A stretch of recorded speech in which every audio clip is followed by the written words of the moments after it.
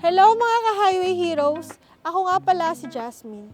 Ano nga ba ang ibig sabihin ng blow bagets at bakit ito mahalaga? Una, B for battery, L for lights, O for oil,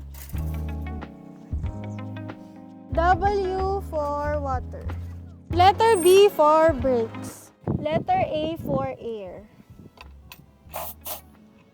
G for gas, letter E for engine, T for tire, and last, S for self. Dapat nakakondisyon ang ating katawan bago bumiyahe at may tamang oras ng pagtulog. Mahalaga ang blow bagets upang makita ang problema at masolusyonan para makaiwas sa anumang aberya sa daan. Kaya tandaan, prevention is better than cure. Mag-ingat mga ka-highway heroes!